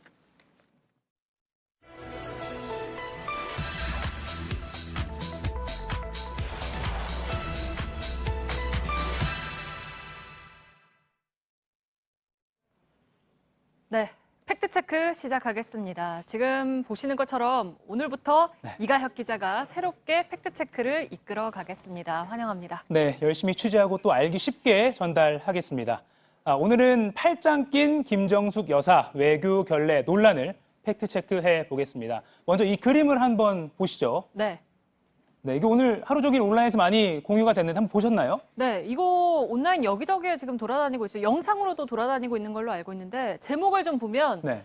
초대형 외교 참사가 났다라는 내용인데 어떤 내용입니까? 네, 저희가 만든 건 아니고 온라인 커뮤니티에 이렇게 떠도는 건데 지난주 금요일에 일본 오사카 G20 정상회의 얘기입니다. 각 나라 정상들의 배우자끼리만 모여서 교토의 명소를 둘러보는 이런 일정이 따로 있었는데 지금 온라인을 중심으로 퍼진 논란은 크게 두 가지입니다. 먼저 첫째, 김정숙 여사가 옆에 있던 프랑스 영부인의 팔짱을 꼈는데 이게 외교 결례다. 그리고 둘째, 이 상황을 지켜보던 아르헨티나 영부인이 김 여사를 제지하고 말리는 일까지 있었다. 이겁니다. 또 당시 영상이라면서 유튜브를 통해서 많은 영상들이 퍼지고 있습니다. 네. 그중에서 제가 보여드릴 영상은 올라온 지가 3일밖에 안 됐는데 조회수가 51만 회를 51만. 넘기고 지금도 계속 올라가고 있습니다. 네. 어느 한 장면만 계속 반복되는 이런 부분이 있는데 한번 영상 보시겠습니다. 아르헨티나의 영부인이 지금 이 김정숙 여사의 틈을 파고들면서 이제 밀쳐내는 그런 상황이 지금 연출됐는데 패싱 플러스 푸싱이 나왔네요. 그렇습니다. 이게 네. 지금 뭐 영상만 보면 사실은 다른 영부인이 이렇게 좀 말리는 듯한 김정숙 여사를 좀 제지하는 듯한 모습이다라고도 볼 수 있을 것도 같은데요. 네, 저도 처음 봤을 땐 그렇게 생각을 했습니다. 네. 그런데 이 앞뒤 상황이 좀 더 많이 담긴 원본 영상을 보여드리겠습니다. 한번 보시죠. 함께 보시면서 얘기를 나누면 이 노란색 옷을 입은 분이 바로 이 아르헨티나 영부인입니다. 이 사람이 김정숙 여사를 이렇게 밀거나 행동을 제지했다기보다는 이 여러 사람들 사이에서 이렇게 대화를 이어가려는 모습을 보이고요. 지금 곧 나올 텐데 옷을 이렇게 만지다가 김정숙 여사와 눈을 마주치고 이렇게 웃는 그런 모습도 보입니다. 그러니까 결론을 내면 아르헨티나 영부인이 김정숙 여사를 제지하거나 말렸다고 볼 근거는 없습니다. 네, 그러면 외교 무대에서 이 팔짱을 끼는 게 결례다, 예의가 아니다라는 주장은 어떤가요? 사실입니까? 뭐 사실 친한 사람들끼리 팔짱 끼는 것, 뭐 이런 것 행동에 대한 평가는 각 나라마다 또 그 나라에 속한 사람들마다 다르기 때문에 이게 평가를 하기가 좀 어렵습니다. 상대적인 개념인 거죠. 그래서 비슷한 상황, 그러니까 공식 외교 무대라는 상황에서 그 당사자가 어떻게 여기느냐 이걸 좀 따져봤습니다. 네. 이 세 장의 사진을 한번 띄워주시죠. 네, 첫 번째 사진. 김정숙 여사의 팔짱을 먼저 낀 게 바로 프랑스 영부인입니다. 작년에 문재인 대통령 부부가 프랑스를 국빈 방문했을 때 이렇게 마크롱 여사가 먼저 이렇게 팔짱을 꼈습니다. 네. 프랑스 영부인이 팔짱 끼는 걸 결례라고 생각했다면 나올 수 없는 그런 장면이겠죠. 그리고 두 번째 사진은 온라인에서 방금 보셨듯이 아르헨티나 영부인이 김정숙 여사를 제지했다 이렇게 잘못 알려진 그 당사자 아르헨티나 영부인도 작년에 자신의 나라에서 열린 G20 회의 때 프랑스 영부인의 팔짱을 꼈습니다. 네. 그리고 이 사진을요, 저희가 검색을 또 해보니까 인스타그램에 직접 올리기까지 했습니다. 본인의 인스타그램에? 그렇습니다. 그러니까 이 아르헨티나 영부인 제지하기는커녕 이 행동을 결례라고 생각한다라고 보기는 어렵겠죠. 네. 그리고 마지막 사진은 바로 얼마 전에 끝난 이 G20 오사카 정상회의인데 이렇게 다른 행사 참가자들도 팔짱을 낀 모습을 볼 수가 있습니다. 이 외교적으로도 상대방 국가와 친하다 이런 걸 나타내기 위해서 사진 기자들 앞에서 이렇게 일부러 더 제스처를 하는 경우도 드물지 않습니다. 네, 그러면 그 구독자가 사실은 수십만 명이나 되는 유튜브 채널들을 통해서 이렇게 검증되지 않은 사실들을 계속 보여주고 있는 거잖아요. 근데 사실 대통령의 해외 일정이 있을 때마다 뭐 결례 논란이다, 홀대 논란 이런 게 많이도 있어 왔죠. 네, 불과 며칠 전만 해도 이 오사카 G20 시작부터 문재인 대통령이 비행기를 내릴 때 이렇게 지붕도 없는 계단을 통해서 직접 우산을 들고 내려와서 우리 대통령이 홀대를 받은 것 아니냐, 뭐 일본이 무시한 것 아니냐 이런 논란이 있었는데 바로 같은 날 미국 트럼프 대통령도 우산을 똑같이 쓰고 지붕 없는 계단으로 내려왔다. 이 사진이 알려지면서 해프닝처럼 끝났습니다. 이 정권을 가리지 않고 외교 논란, 뭐 홀대 논란 이런 건 계속 꾸준히 제기가 돼 왔는데 정확한 근거에 의한 문제 제기가 필요해 보입니다. 네, 알겠습니다. 오늘 첫날이었습니다. 팩트체크 이가혁 기자였습니다. 네.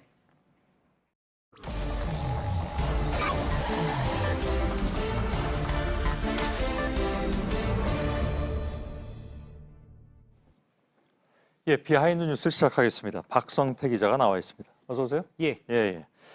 열어보죠. 예, 첫 키워드. 첫 키워드는 공권력의 힘으로 잡았습니다. 예. 어떤 공권력을 얘기합니까? 어제 역사적인 남북미 정상의 만남이 있었습니다. 갑자기 이루어지면서 정말 갑자기 이루어졌구나라고 충분히 알 수 있는 화면들이 많이 있었는데요. 무엇보다도 방송 카메라가 그랬습니다. 방송 카메라 모습을 잠깐 보면 정말 정상들을 촬영한다고는 믿기 힘들 정도로 카메라가 계속 흔들리고 있고요. 좀 어지럽더군요. 예.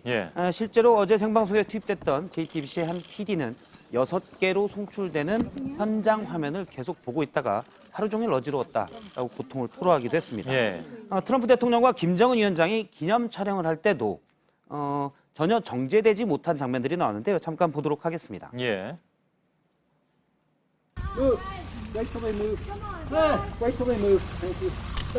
예. 계속 옆에서 뒤에서 비켜달라라고 얘기했는데요. 실제 정상들이 있을 때는 이미 카메라의 동선들이 다 정해져 있기 때문에 저런 말을 할 필요가 없습니다. 그런데 하나도 정해져 있지 않았기 때문에 뒤에 있는 촬영 기자들이 앞에 있는 사진 기자를 비켜달라고 요구한 겁니다. 이런 상황에서도 청와대 고위 관계자에게 왜 저런 일이 벌어졌는가라고 물었더니 사실 어제 만남은 어디서 몇 시에 만날지도 또 포토라인 설정도 전혀 협의가 안 돼 있었기 때문에 어쩔 수 없는 상황이었다라는 답이 왔습니다. 그런데 어제 화면들이 다 흔들렸는데요. 안정적인 영상이 하나가 있었습니다. 그런가요? 잠깐 해당 영상을 보면 트럼프 대통령과 김정은 위원장이 그렇게 처음 군사분계선을 만날 때 카메라가 전혀 흔들리지 않는 영상이 하나 있었습니다. 저희가 촬영 각도로 누가 찍었는지를 한번 확인해 보니까 바로 왼쪽에 두 정상이 만날 때 왼쪽에 있는 저 사람입니다. 좀 더 이제 다른 사진을 하나 보면요. 카메라에 다리가 있습니다. 흔히 트라이포드라고 하는데 지금 왼쪽에 이제 표시가 돼 있는데요. 삼각발. 삼각발입니다. 들고 찍는 것이 아니라 안정적으로 지지대를 놓고 찍은 겁니다. 그런데 저 영상은 어디에 나왔냐? 바로 백악관 트위터에서 나왔습니다. 그런가요? 앞서 저 카메라맨 옆에 트럼프 대통령의 통역이 있었던 걸로 봐서 백악관 관계자로 추정이 되고요. 또 못지않게 안정적인 영상이 있었는데요. 이는 조선중앙TV가 찍었던 영상입니다. 지금 영상을 보면 잘 찍었네요. 그렇습니다. 북측에서 찍은 건데요. 북측으로 우리나라와 미국 측 기자들이 넘어가진 않았기 때문에 몸싸움 없이 어떻게 보면 공권력의 도움으로 안정적인 촬영이 북측은 가능했습니다. 그래서 공권력의 힘이라고 그랬습니까? 하여간 이런 모습들이 전격적으로 이루어졌다는 것을 더 나타내주기는 하는 것 같습니다. 그렇습니다. 앞서도 봤지만 정상 간 회동에서는 좀처럼 볼 수 없던 장면들이 계속 나왔었는데요. 트럼프 대통령과 문재인 대통령 그리고 김정은 위원장이 지금 안에 얘기를 하고 있는데 우리나라와 미국, 북한 경호원들이 둘러싸고 있는 모습 어떤 정상회담에서도 사실상 잊기 힘든 모습입니다. 사실 어떻게 보면 오랫동안 적대국이었던 북미가 저렇게 사실상 경호가 힘든 상황을 연출하고 있다는 것 자체가 많이 경이롭다라고 볼 수 있고요. 사진 하나를 보면 눈에 띄는 장면이 있는데 지금 바로 문재인 대통령의 바로 옆에 있는 사람입니다. 주영훈 경호처장인데요. 저 혼잡스러운 상황에서도 일단 위치 선정은 잘 했던 것으로 보입니다. 경호처장이잖아요. 그렇습니다. 또 하나의 사진을 보면 이색적인 장면인데요. 지금 앞서 영상에도 나왔는데 미국 측 경호원들은 북쪽을 향하고 있고요. 대부분이. 그다음에 저 지금 트럼프 대통령 뒤편으로 있는 딱 봐도 북측 경호원으로 보이는 호위사령부 소속들은 남측을 향하고 있습니다. 아무래도 서로 믿고 있는다 하더라도 본능적으로 상대방 쪽을 향해서 막고 있는 것으로 추정이 됩니다.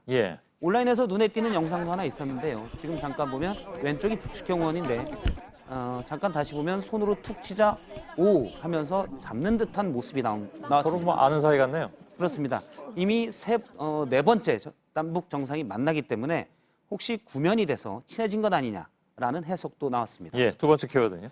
두 번째 키워드는 빈약한 동문으로 잡았습니다. 웬 동문 얘기가 나옵니까? 어제 강효상 의원의 예언이 있었는데요.